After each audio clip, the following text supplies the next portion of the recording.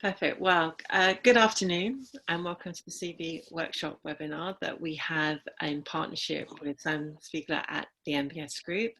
The MBS is a main partner of WHTL, so we're very appreciative of Sam taking the time to run this workshop and really give his insight and his experience as to what really is a good way to create your CV, how you present yourself on LinkedIn, and in these times, how to make yourself stand out in the CV area. So I know that we have people that have joined us today from a personal perspective, but we also have some people from the HR community that will be taking these hints and tips away to help their communities and their people over the next weeks and months if they're needed as well. We like our sessions to be really interactive. There is the chat button. We could bring everybody onto screen, but I think in terms of this topic, I think we'll keep it just to the four of us on screen. So on the screen, we have Sam, as you can see there from MBS. We have Taya Koleani, who is the founder and chair of WHTL. Gina from our team as well, who has a little person that likes to come and say hello. So she's put herself onto the screen. You'll see that I'm sitting kind of behind doors because I've had to hide from my little people as well to do that. And we will say we'll do lots of interaction, we'll do pauses for questions and conversation. So please do ask questions at any point, because the more interactive, the better as well. So I'm going to pass over to yourself, Sam. I'll share your slides and you just let me know when you'd like to move on. Brilliant, great. Well, look, firstly, hello everyone, and thank you, Joanna, for the introduction. So as Joanna mentioned, I lead the hospitality, travel and leisure practice at the MBS Group. As Joanna mentioned, we specialize in senior appointments across all functions in leisure and hospitality. And in addition to supporting Tara and Joanna with all the good work they're doing for women in hospitality as well. Now, I think as we sort of get through the other end of COVID and then come out of the furlough later in the year, we're probably going to be heading into one of the most competitive job markets. And Joanna and I were discussing sort of 2 or 3 weeks ago what we should do. And we just felt there were some key things around CV and interviewing people should use to make themselves really stand out from the crowd. So as Joanna said, in terms of this webinar, we've decided to split it into 5 key parts. So the first bit, the basics around preparing your CV, then go on to how to use LinkedIn. We'll take a look at what some employers might be looking for in light of COVID-19. Then we'll touch on interviewing skills. And then lastly, in the last slide, I've done a brief section on how to work with headhunters. And as Joanna said, so as to avoid this being a bit too much of a lecture and a bit more interactive, I'll pause after each section that we go through to take questions or reflection. So please feel free to kind of raise your hand throughout. So going on to the first slide. So how do you make your CV stand out in what's going to be a really competitive job market? And I'll preface this by saying from the off that a CV is a very personal thing. And I wanted to put this together rather with the intention of providing a structure or a template rather than a sort of very strict list of do's and don'ts. So the first point is around length. Keep it to 2 pages if you can. Unfortunately, people these days don't spend a huge amount of time looking at CVs, and the average is actually less than 10 seconds. So you really need to spend time working out what is important, what is relevant, and keep it brief. The CV is not a list of everything that you've done in your career. It's more a document which is supposed to showcase the key highlights. Next, so include company information. So include descriptions of the companies that you've worked with. So even if it's 1 line with a quick snapshot of what the company does and its size, it's wrong to assume that people will know of the companies you've worked for and be familiar with the scale and complexity of them. So definitely have a description, even if it's brief. So the next part, so include clear descriptions of what you have achieved in each role. So in terms of achievements, make sure you list them clearly. And I'll show you on the next slide a sort of template that I put together. But I feel it's best to kind of have these as bullet pointed achievements, just so as to separate them out and ensure that they stand out. The next point, list your references, very straightforward. So you should feel comfortable including references in your CV, but for various reasons, I wouldn't put their contact information, and you probably can't put their contact information these days for GDPR reasons. But you should definitely list who they are and where they've worked. Be open and honest about career breaks. So don't feel that you need to hide these, whether you've taken a year out to go and study something or you've gone on maternity leave. I think it's important to be open and honest about these and also include the reasons for them in the CV. The next 2 points are, I suppose, really obvious and self-explanatory, but please firstly update your CV, even if you've left your current role. It's really important to do that. And then make sure that you proofread it and definitely get someone else to look at it. So if you're anything like me, I've worked off the same CV for 15 years. And so it's important that you have a fresh pair of eyes, really check through it before you send it to anyone and take it to the market. Avoid I. So the next point is more of a language point, but it is a very important one. So try not to use I in the CV. So instead of saying, I managed a team of 10, or I was responsible for a team of 10, say managed a team of 10 or responsible for a team of 10. Taking I out of the CV will make it sound, or can make it sound, more professional and more objective. And then lastly, try not to generalize. And try and be specific when you talk around what you have achieved. So, for example, rather than saying a generic statement like delivered performance improvement year on year, actually talk about what you improved, by how much, and then how you improved it. And then if you just move on to the next slide before I take any questions, Joanna, yeah, I thought it might be helpful to just include an example of a sort of good base or template or structure to work with. So obviously it goes without saying, put the name and contact information clearly at the top of the CV, as it is there. You can write a short summary at the top. So lots of people ask me whether they should or shouldn't include this. It's not absolutely necessary, but if you want to include it, try and keep it sort of 5 or 6 lines. And again, just try and make it not too generic. So ensure that there's some meaning behind it. I don't know, it could be a key highlight or maybe some areas of expertise that you think you have. And then probably just the most important thing I wanted to show here is just the structure of how, and this is someone's real CV actually that I've anonymized, it is how this person has laid out their CV. So kind of you have very clearly at the top the company, so XYZ Group. Then under that, very clearly in bold, the role that they held with the dates from to.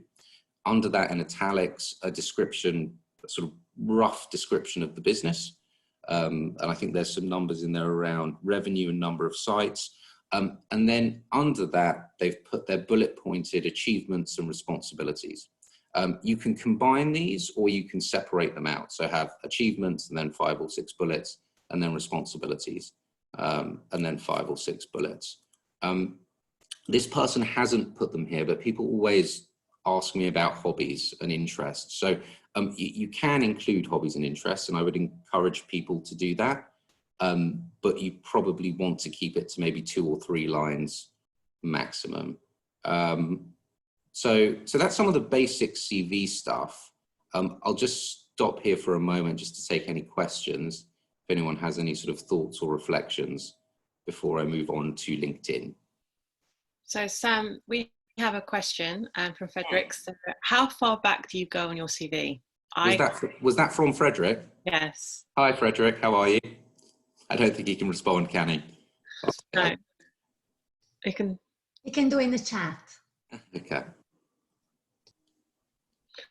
So how far back do you go on your CV? I guess keep to the last year's relevant to current search.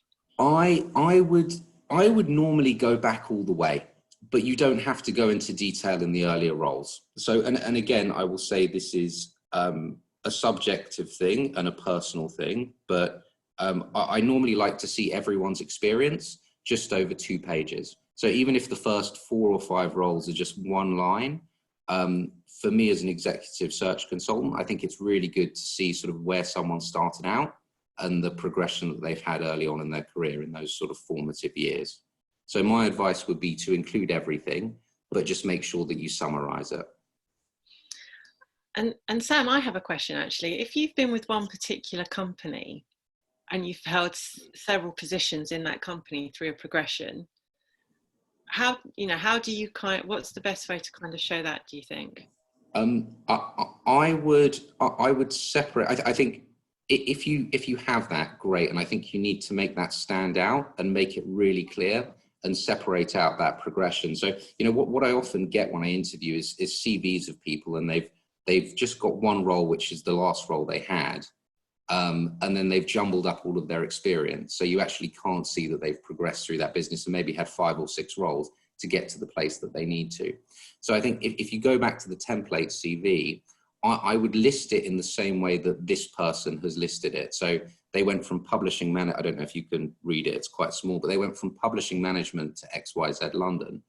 So if their last role was XYZ London, then you would format it in the same way, if that makes sense. But I think it is important to make the distinction of roles that you've had within the same company and have the dates from to.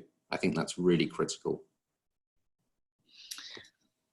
Perfect. So I think we've got a couple of questions in the chat, so bear with me. Sure. Have a quick look. So Frederick says, good to see you, Sam. So a question from Alison. If someone sits on voluntary bodies, how do you recommend sharing that detail? Typically you can either put it, I don't think it's helpful to have it chronologically as you would with your executive career. But I would have it either way you put the summary and stated separately with a separate title, or where you put the education. But if you are involved with voluntary bodies or have trustee roles or non-executive roles, then that's something you definitely need to list on your CV and make it clear that you're involved with those organisations. And then another question from Frederick. Do you need to have a different CV in order to target different industries? Okay, people always ask me this. My view on it is you should have one CV, but a covering letter is useful, and this is why I tend not to like a long summary, because I think they can be quite generic, and then you can use a covering letter to be more specific. And I suppose it's quite a hard one to answer. What I would say is, when approaching executive search firms and recruitment agents, have one CV. If there's any experience you want to bring to the fore when directly approaching a business, then maybe have a slightly tailored one. Say if you have marketing and operations experience and you're going for an operations role, really you only probably need to talk about your operations experience in your CV and take out the marketing experience. So maybe not the most helpful answer, but as from the executive search perspective, I think it's good to just go with one CV that they can use. For specific companies, yes, I think you can tailor it, of course. Just a couple of things from me. On this point, I remember when I was in executive life, I would always tweak my CV a little bit when I was applying for a specific role. So for example, if I was applying for a role with a company that was in private equity hands, I would really emphasize all of my experience, having worked in organizations that were backed by PE. When I was going for a role that was probably a little bit more on the kind of listed PLC, I would tone down a little bit the private equity and emphasize a little bit more my experience to in relation to that. So I absolutely agree that when I look at CVs, I always want to see the person. So you should have one CV. You shouldn't try to be somebody that you are not. But you can make a few tweaks just to highlight things if you are applying for a specific role. The second point I have, Sam, in this CV, we don't have, I don't think this person has highlighted who they report into. And when I look at CVs, I always like to know, as somebody who has brought in executives in organizations, actually where did they sit in the structure? Yes.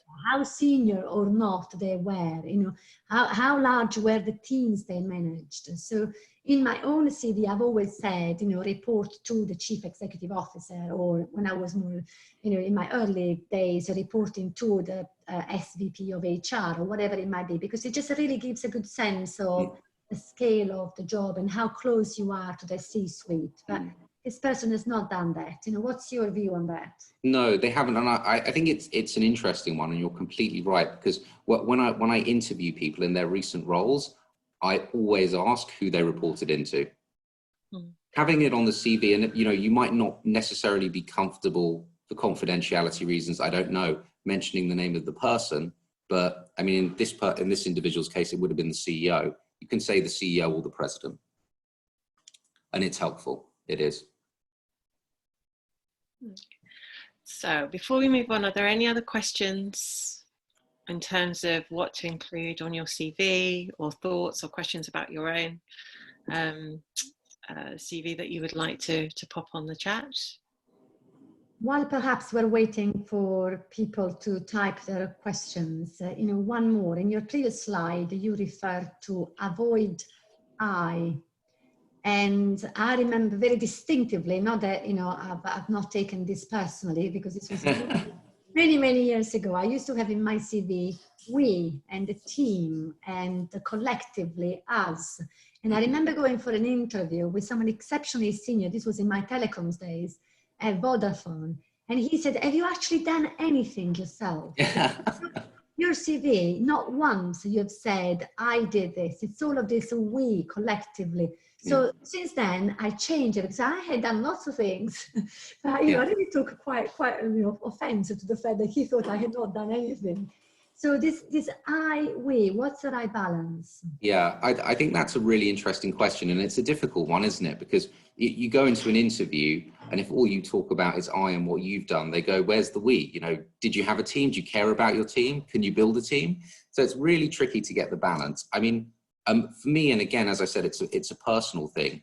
I would just completely avoid I and we in the CV and just talk about it very objectively. Then in interview, you have the opportunity to, I still wouldn't talk about the I too much, but you have the opportunity to bring in we and team. So you can say, I did this, but also, I developed a team, or I managed a team that did this with me, or I led a team that did this with me. But as a general rule of thumb in the CV, I wouldn't use either I or we.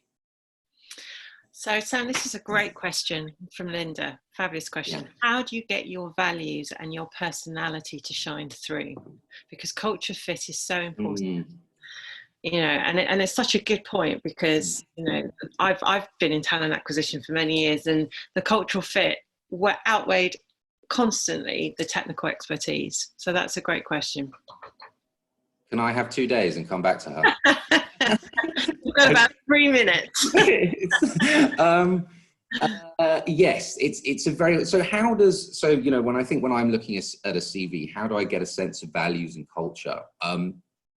Sorry, Dan. Sorry? She says sorry. Okay. What I tend to look at is, because, you tend, as a recruitment consultant, you know lots of people that worked in lots of companies, so you've got a sense of the culture of lots of businesses. I tend to look at the companies that they've worked for and the level that they've worked at and make certain assumptions about them. But I never conclude on someone's cultural fit or values without having met them. And I would hope most people that look at CVs do the same. And that's what the CV is. It's kind of the basic stuff. It's the first half, it's the way in the door. The second half is the person, the individual, the values, and the culture. So yeah, I don't know if you have a view on this, Taya, but I think it's very hard, almost impossible, to get a sense of someone's values or culture really from the CV. Even if you do state them, it just, you know, so many people say similar things, it can just feel quite generic. I think, yes, it's a very tricky one. The only place where you can put a little bit about your culture is in the summary, if you have one. Personally, I am always, I don't have a summary in my CV. I've always struggled with that. And when I look at CV and I read that summary, it just, most of the times, it's just so cliche, and it's just, doesn't really give a sense of, you know, really who you are. So my advice would be, you know, that's what you should really think about: your culture, your values, what you're looking for, and who you are and how you do things. That's the only place really where you can put it. You know, it's hard, but what you're trying to do with the CV is you're trying to tell your story.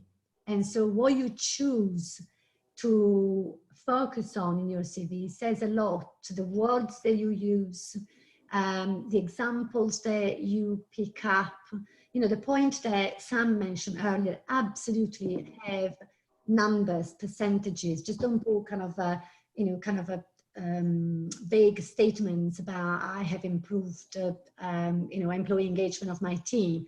Just say what was it before and what was after. And if you say, for example, you focus on the people side of things, you come throughout your CV, you really come across as a leader who looks after their people. If you focus purely on numbers, you'll come across as very, very commercial and very focused on delivery and the kind of the hard results. So just always think about what you emphasize in your experience and examples that because you will have done tons of things in your, as Sam said, in your career.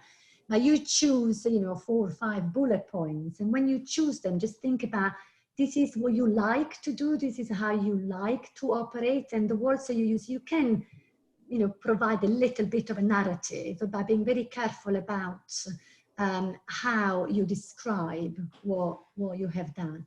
But, you know, as Sam said, culture and values come across in the way you interact with, you know, whether it's a recruiter, external or internal. That's where it really comes out and it comes to life.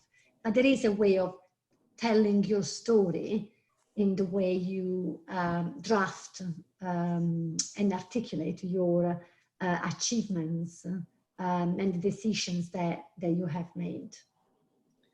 And Sam, I want to ask you a question, which might be a little bit controversial, but you know, we're going to be entering into you know, not a candidate-led market.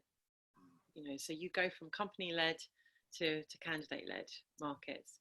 And when it's a company-led market, as in there is a greater supply of candidates through there, the use of a cover letter when you're actually applying for a role, because generally if you're working through a headhunter or a recruiter or whatever, you can just give the CV because you've had the conversation with the headhunter or the recruiter and they know you a little bit. When you're applying for a role, maybe through LinkedIn or whatever, do you use a covering letter? Because in honesty, with my teams that I've had in TA, and you have hundreds potentially sometimes of applications, now it depends on the role as well, the cover letter gets dismissed because there just isn't time to review it. And I'm just being very honest and very kind of factual, and you know, and I know it depends on the level of role that you go for, but what's your thoughts on that? My view is you should always write a cover letter, knowing that 7 times out of 10 it will get dismissed. It will land on someone's desk and really resonate. I mean, as long as you send it obviously with the CV. But I think a cover letter can be quite important because it can bring out, I suppose it can highlight some of the specific experience or competencies or capabilities which are really important for the role. But what I think is sometimes really nice in a cover letter is the why. And I think cover letters can be really useful if you're not necessarily applying, say, directly for a job that's advertised, but there's a business you really admire and you want to write to the CEO or the CHRO and say, look, I've followed your company for a very long time. I've always found, you know, I'm a customer. I like what you're doing for X, Y, Z reason. Here's why I might be able to help you, or it would be great to meet for a coffee. I think in those circumstances, rather than just a cold CV, a covering letter can be really useful. But no, I take your point. Mostly they are disregarded, but I would when you're applying for something not through a recruiter, I would always tend to write a cover letter. Doesn't need to be lengthy, sort of 2-3 paragraphs, but I would always include that. Okay, thank you, Sam. So, okay, so we move, unless there are any other, I'll just check there. No, I think we're good. So should we move to the next section, Sam, if you're happy? Yes, sure. So that's LinkedIn, isn't it? So, yeah. So, I mean, I imagine everyone here and everyone listening to this is on LinkedIn. But if you're not, you definitely should be.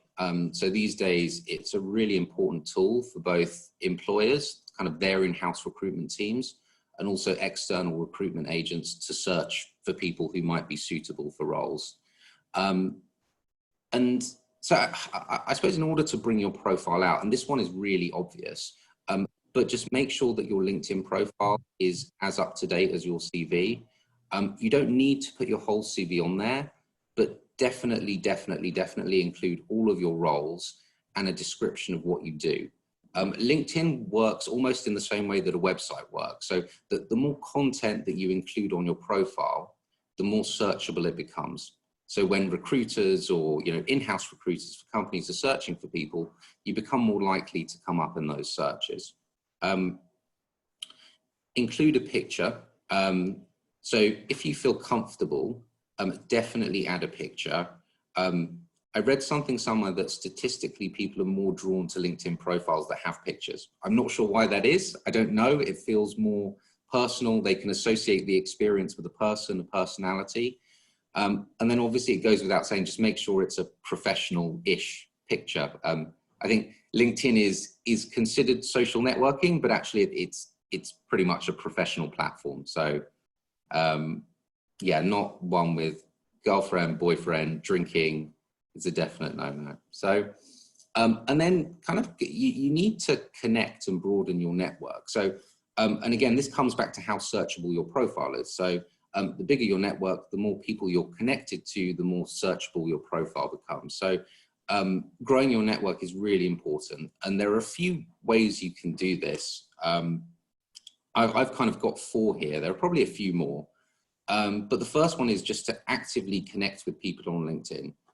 So go through your contacts, go through former colleagues, and add them as connections. And you shouldn't be afraid to do this, and you should do this absolutely shamelessly.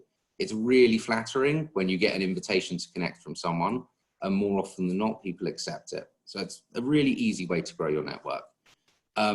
Second is your connections will, and some more than others, I'm looking at Taya, will post lots of things on LinkedIn.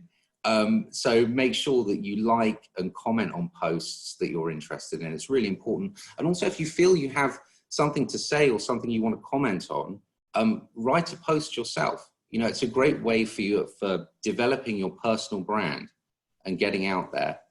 And then also the other thing is, and personally, I don't do too much of this, but you should join groups that you're sort of, I suppose, are associated with your personal and professional interests.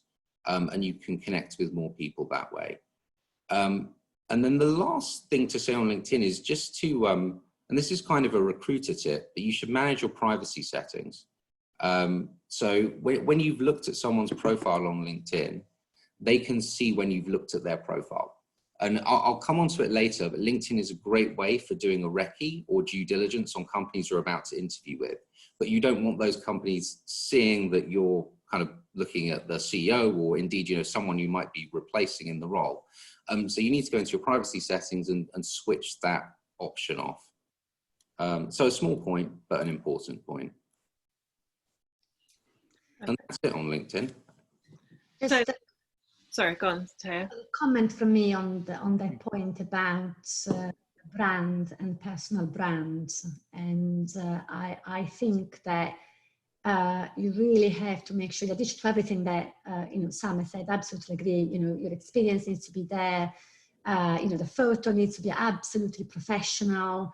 The contacts and networking, the connecting with the recruiters, but a bit about the things that you comment on.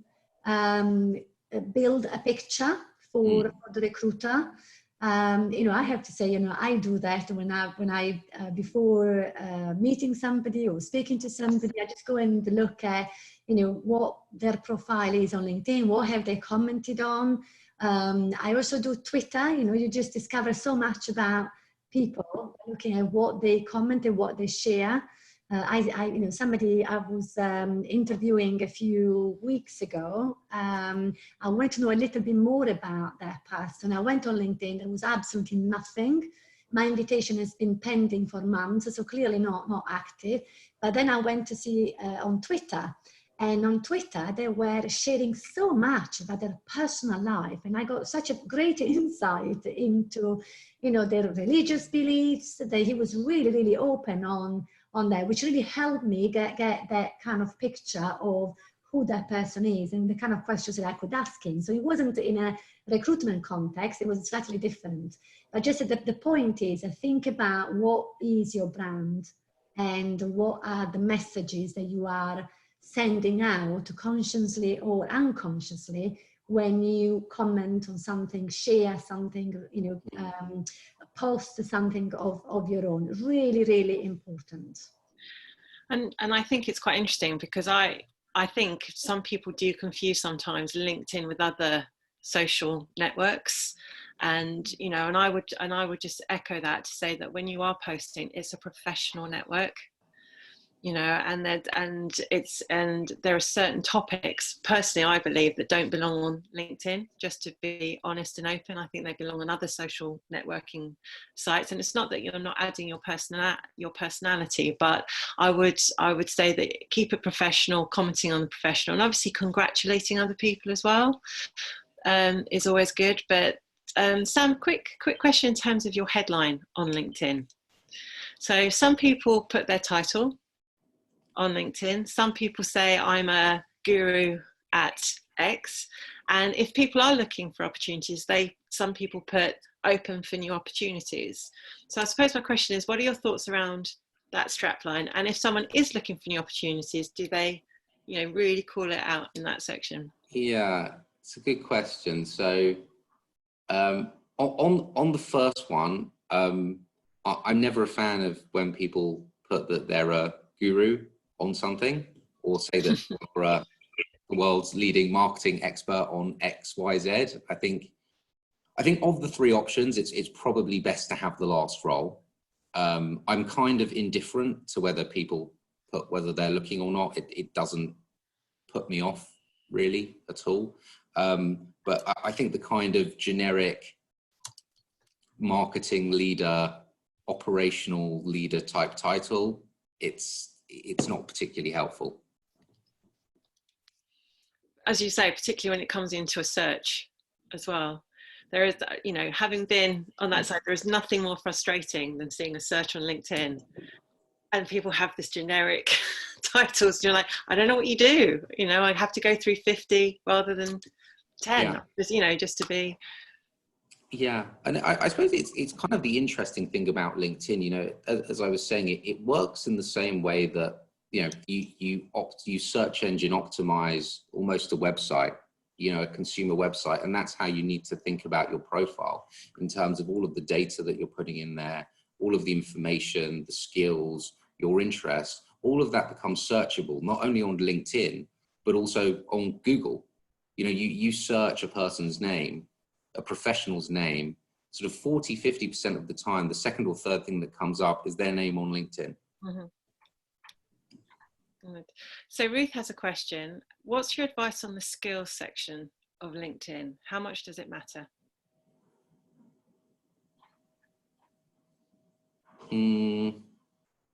Again, my opinion is probably a bit generic. I think the CV stuff is more important, but again, I would say the skills are very searchable. So, you know, use marketing P&L responsibility as an example.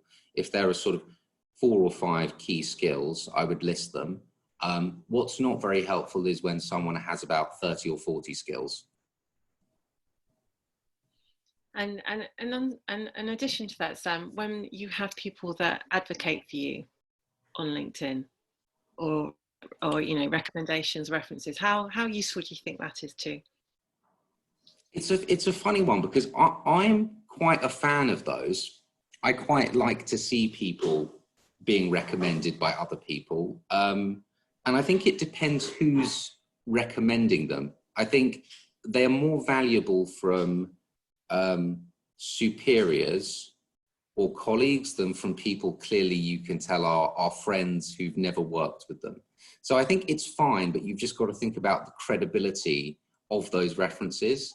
Mm-hmm. I think it's rather have none than a bunch of people who are your mates who you can sort of tell, and it's fairly easy to tell you've just asked them to write nice stuff.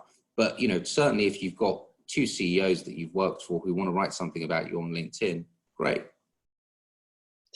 We have a question from Hazel. With the LinkedIn headline, when you're in between roles, leaving your old job leads to a lot of people approaching you for business development opportunities. Does your advice change if you're not in a role? Sorry, what was the question? So if you're in between roles and you've left your previous role in the headline, you often get people approaching you who think you are still in that role. So either from a, you know, networking perspective or a business development perspective. So do you put former in brackets, for example, or if that's answered your question? I don't know. I'm not saying that's the right thing. Yeah, it's a tough one. Look, I would say if you are, look, conversations lead to opportunities. You know, whether it's through business development or someone actively trying to recruit you or to sell you something. So I think if you're not looking and you have the time and capacity to field lots of inquiries, I don't necessarily feel, I don't know if you have a view on this, Joanna, I don't necessarily feel that's a bad thing. I agree, because I think it does. I think it's good in the sense that it can open other opportunities and conversations. And if people contact you and you need to speak to someone else, then you just direct them to somebody else. But Lara's asked, you know, if you are looking for a job, should that be in your headline?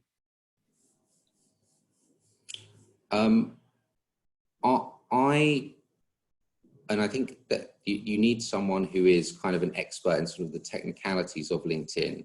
I don't necessarily think it should, but I think there is, and I say that because I think there is a setting that you can change where it flags that you are actively looking for a role, and you can also change it to flag what location you're looking for a role in. And it's not visible on your profile, but when a recruiter is searching for you, they can pick that up. And do you think my only hesitation with this point is, and it's a weird one, because it's like a human psychology thing. When you say you're available, for whatever reason, it makes you a bit less interesting. And that's my one, and it shouldn't, but it does. Yeah. I very much agree. I wouldn't put, I get really put off when I see people saying looking for a new challenge. A bit like you, it sounds a little bit desperate to me. If you are not in a role and you don't want to mislead, you just say, well, you know, operations director or marketing director across the consumer facing industries or whatever it might be, across, you know, hospitality and so forth. But I wouldn't put the previous job, you know, not to miss as the current one, because you don't want to mislead anybody. But definitely I would stay away from the looking for a new challenge. It just it puts people off.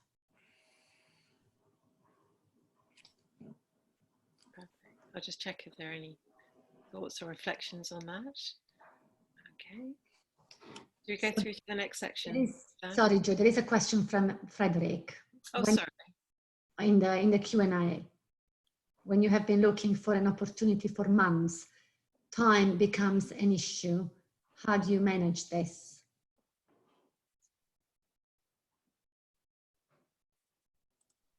So is the question, how do you manage that on LinkedIn, or is it, I mean, my answer to that, if it's a generic question, would be looking for a job is a job in itself. And so how do you manage that? You know, you just have to work really, really hard at it. And, you know, just from sharing personal experience, I have found myself in a situation where the company I was working for went bust from one day to another. And me as the SVP of HR for the business, I had to stand up and tell everybody today we were all fired from one day to the other. And after a week of recovering from the shock, I just said, you know, I just need to find myself another role. And I would get up in the morning as if it was like going to work. And what I did was every single day, I had my list of headhunters and recruitment firms to engage, and it took time, and I sent lots of to whom it may concern letters, and actually I mean, two lessons out of that. One is it was one of the to whom it may concern Egon Zehnder letter, because I didn't have any contacts there, that picked up the phone and said, we've got a fantastic opportunity at Hilton and we think you would be perfect. So don't be put off by, you know, contacting people that you don't know, because they've got different systems. And for example, Egon Zehnder, it's very difficult to find out who is responsible for what. So that your CV would go into the system and the right person will pick it up. Second, for me, and I know they were coming to talk about headhunters in the next section, so I might be jumping a little bit to the next part, but is the time to engage with headhunters and recruiters is when you are in a role. That's when you should really invest in your network with recruiters and getting to know the right people at the right time, so that in the time of need, they know you, they know your story, they know what you have done, and they can really help you very quickly. So that's one of the big lessons I learned in, you know, many, many moons ago when I was in telecoms and before I moved to hospitality, that I had not invested enough time in building my connections with headhunters. And Frederick, the other thing I would say is it should take time, you know, doing the level of role that you're doing and the level of role that Taya was doing. You know, a recruitment process for, broadly speaking, director level can take between 6 and 12 months. And most people that are recruiting either on the company side or on the executive search side will be aware of that. So if your question was around, you know, the gap, you know, up to a year, I wouldn't worry too much about it, particularly in this climate as well. Mm-hmm. Yeah, absolutely. Okay, so let's move to the next section. Oh, sorry, I'm just checking there isn't any more questions. No. Okay, so what are employers looking for?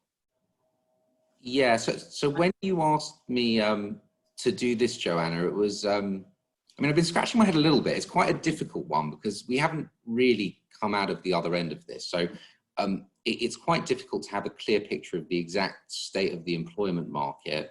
And therefore, I guess, the requirements of the companies in that market.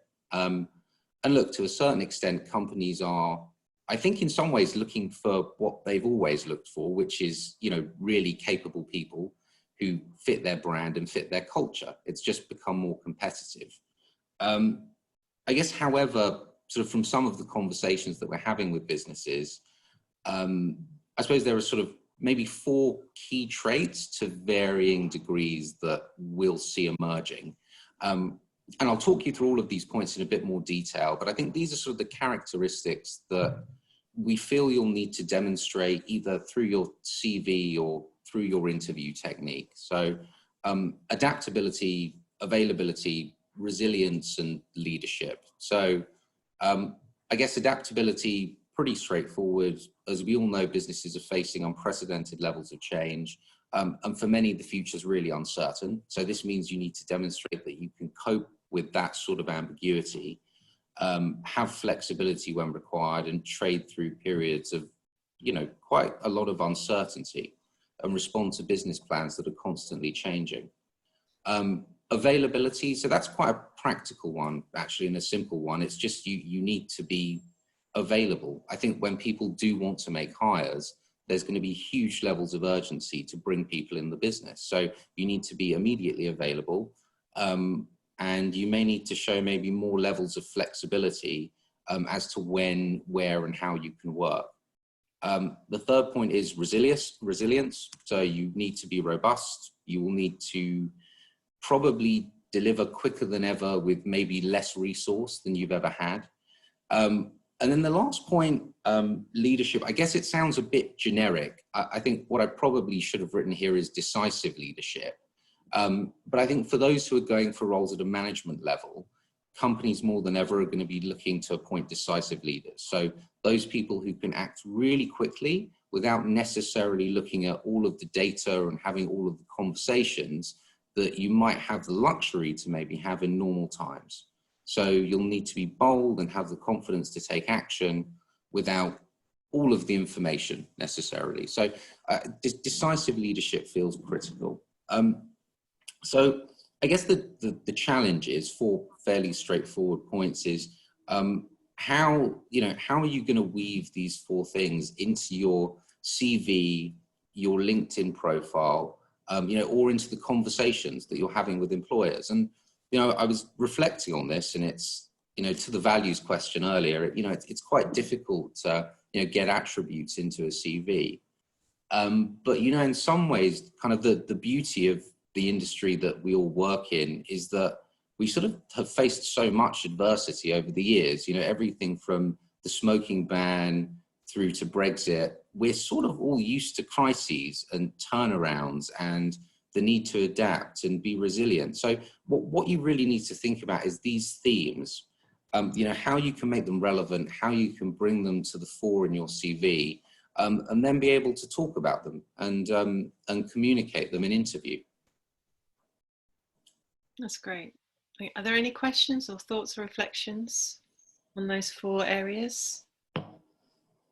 Perhaps just one thing for me, and we are running a series of webinars on the furloughed leader. So all of these things are great to show when you have been actively working during this period of time. But as we know in our industry, a huge amount of people have been furloughed. So even at senior level, people have been at home, not working. And so, as I say, we're just doing a separate session on that, but I was just wondering, Sam, if you had any thoughts about, if you have been furloughed, is there any thoughts about how you should present yourself, saying that, by the end of this, it could be 4 months of sitting at home. And I know people are saying, have a routine and just keep yourself busy. And obviously you don't want to go and say, for 4 months, I've just been having a cup of tea and, standing in or attending to the garden or cleaning my car. As somebody said to me the other day, somebody very senior, I've cleaned my car 3 times. And I thought, okay. Yeah. So any thoughts about that? I mean, look, the only thing I would say, and I think you raised it earlier, Tara, is, you should, I think for anyone who's on furlough, clearly you've got a lot of free time on your hands and you can't work. And I think if they can, people should start to look for roles. And as you said earlier, Tara, they should approach that in the same way that they do when they have a job. So have a really structured plan, have a routine every day, think about CV, what executive search firms you should approach, what you need to post on LinkedIn, what companies you should write to directly, how you're going to build your network, how are you going to reach out to people through these times. And, in some ways it's harder than ever because you can't meet people in person anymore. Everything has to be done virtually. But at the same time, people have, some people in HR now, I think, more so in the next 2 or 3 months, now that the sort of absolute crisis phase is over, they're going to have more time to have conversations, more time to speak to people and more time to connect with people. And I think you need to take advantage of that.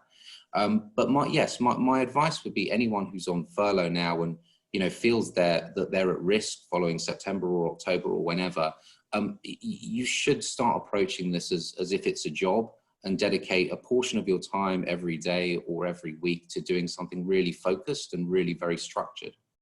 And, thinking about, if you feel these 4 points are relevant, thinking about how you can, as I was saying, how you can bring that to the fore, either in your CV or in your we'll talk about interviewing in a second, but in your in your interview technique. Okay, I'm going to move through to that. Sorry, Joe, one more thing to think about, since we've talked about the virtual world we live in now, and probably we will continue to live in for the in the future, is there is so much going on in terms of webinars. There lots of advisors and recruiters and organizations are putting together to connect people. And I would encourage anybody who is in a situation where they are looking for a job, or they might be looking for a job in the next few weeks and months, to one, stay connected with the corporate world by joining these webinars. There are some where the numbers are small enough for people actually to connect on a personal level. So it's if you join something organized by Deloitte, probably you are there with another 10,000 people worldwide, and you just don't know who is there. But if you join some that are a bit smaller, a bit more intimate, actually there is an opportunity to connect and network post-webinar with people who have joined the same webinar. So there is something there about how you expand your network during this period of time is going to be done in a very different way to what we are used to pre-COVID-19. That's a great point. Sam, do you want to go through the interviewing? Yes, so I just thought it was important. It wasn't the intention actually for this to be a focus of the webinar, but the CV leads on to this. So I thought it was important to include a piece on interviewing. And the first point here feels like a really obvious one, but definitely do your research. And these days there are so many more ways that you can do that than you could sort of 5 or 10 years ago. So, all of the obvious bits around financial information and stats, that's all great to look at. But you should also use LinkedIn to search the company. And it's really useful. You can see some of the key people that have worked in the business, and therefore you can see the types of people that business likes to hire. And then you can also use other things like TripAdvisor, for example, to see sort of common themes, see what some of the guest feedback is or some of the customer issues, and then sort of use that almost to second guess what some of the business issues might be. So things like LinkedIn, TripAdvisor, and obviously Glassdoor, they can give you a really rounded view of the business that we might not have been able to have, say, maybe 5, 6, 7 years ago. And then the next thing is, I suppose, visit the business. So depending on COVID and what happens as soon as stuff opens, but you need to go and experience it. And, as an executive search consultant, you would be surprised by the number of senior roles I do where it's counted very strongly against the people in the process who haven't actually tasted the food, stayed in the hotel, even walking into the lobby. And, these days it will probably be on Deliveroo for the next 4 or 5 months. But you have to show an interest, and you have to go and do your research, do the recce, do your due diligence. The second one, use friends and connections. So, I always advise, if you're going for an interview, try and find someone who's previously worked in or currently works for the company, and speak to them pre-interview to get the inside track. It's one of the most helpful things. They can give you an insight into the culture, what's important to the business, what the issues are, the kinds of people they like to hire. It can be really useful. And then thirdly, and again, very obviously, don't go in cold. Practice interviewing as much as you can, ideally with colleagues. I find that very awkward, so I do it in front of the mirror, but as long as you're practicing, if you're unpracticed, it's really obvious and people can tell. And then the last one, kind of, again, an obvious one, but there are a couple of nuances here. So understand what the employer is looking for. So really take the time to go through the brief and figure out, obviously, kind of the experience that you have that matches, but also, and equally important, where the experience gaps are, and make yourself really comfortable talking about your experience gaps. So preempt all of the questions that they might ask, and then have responses to all of those questions, and never appear guarded or insecure about those experience gaps. Just be really open and honest. Most people that apply for a role maybe fit about 60 or 70% of the requirements of the brief. And no one ever has 100%, or even in most cases, sort of 90% of the brief. So be really confident about your gaps and don't shy away from talking about your blind spots. And then actually another thing, I haven't put it here, but you should ask questions. It's really important. Don't ask sort of 20 or 30 questions, but make sure you have 3 or 4 really good questions at the end of an interview. More than anything, it actually flatters the employer, because it shows that you're interested, enthused, and engaged, and can get a discussion going, which ideally is sort of the route you want the interview to take. Thank you, Sam. I'm conscious of time, so I'm going to take us through to the last slide, if that's okay, and then we'll do questions.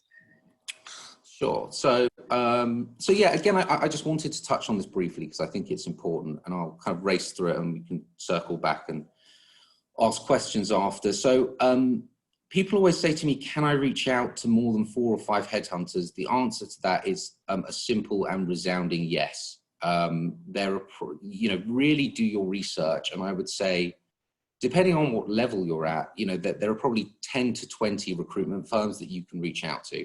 It's a really fragmented industry, and roles across all parts of the leisure sector get handed out to many of us. So the more you reach out to, the better. It's a bit of a numbers game in that sense. As with the last slide, again, really obvious one, get back in the zone.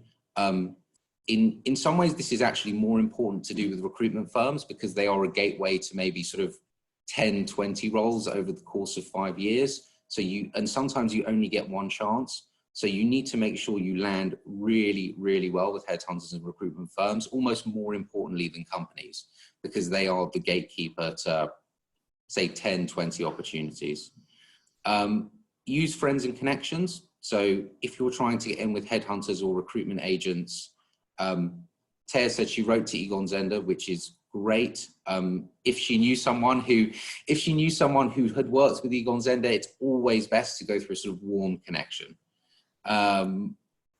Fourthly, so yeah, feel free to kind of name drop people. Actually, it goes down quite well in the headhunter community. If you can reference CEOs, chairmen, C-suite people you've worked with that you think the recruiter or headhunter might know and like, it gives you sort of credibility and kind of a sense of, unfortunately, this is the case, sort of social acceptance in a way. And then lastly, just be open and honest with recruiters. Don't try and hide any gaps. Tell them, what you're looking for, what your career needs are. As I was saying before, if you have a really good relationship with a headhunter or a recruitment agent, they can be a great advocate for you in promoting you and your career. So be open and be honest. That's great. That's the sign. That was fabulous, Sam. Thank you. So we have a couple of minutes, if people are there, if there are any thoughts or reflections or questions that you would like to direct at Sam. And I'll just say, Joanna, as well, if anyone wants my email address after, I don't know if they can do it through you, but happy to pick up with people one-on-one after this if it's helpful. Okay, thank you, Sam. Appreciate that. So we'll send out a copy of the slides to the participants, and we'll put your email address in that send out, if that's okay. So Taya, any final reflections from yourself? Maybe just a couple of things from me. One, I think I can't stress more the point that Sam has made of practice your interview. The more you practice, the better your story comes out when the right opportunity comes your way. So do not ever underestimate the importance of rehearsing that story and making sure that you emphasize all the right experiences that you have had. So if you take just one thing from me, there are lots and lots of things here, but one thing is practice. The second thing is that we are offering a service to people in the industry. We've partnered with a CV writing company, And we have negotiated an amazing rate with them to make it really accessible and easy to people who want their CV written professionally. So it's not gone on our website yet, but if anybody's interested, please drop us an email, and we'll try and help you out if you are in a situation where you are actively looking for a role and you think that in addition to all of the advice that you have received here today, actually you are at a point where you want somebody to do it for you, to write your CV for you professionally. And just then perhaps to finish off, just stay connected. We've got lots and lots of interesting webinars that we are putting out there, for the time being, all complimentary to our members. So if any of you wants to participate in anything that we are doing and that can help you, wherever you are in your journey, please stay in touch and visit the website. And as always, give us some feedback. Thank you, Sam. Thank you very much. Thank you, Chair. I'll promise I'll have a haircut before I do this next time. The longer locks look, I think they're fine. Let's just see if they're, so we've got some comments on the chat, I'll just say. So thank you, Taya, Joanne and Sam, really useful and practical advice from Linda, so thank you. And from Alison, it's been very useful, thank you. Many tips to help our people in our next part of our COVID journey, and also helpful personally as well. And Emma said, thank you very much, been very useful. So that's been great. Thank you so much, Sam. Pleasure. Thank you, everyone. Thanks. Thank you. Bye. Bye.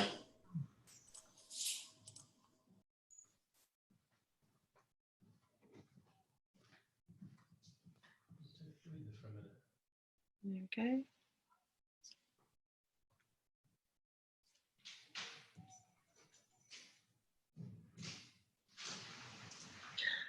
There we go. I want to finish the recording.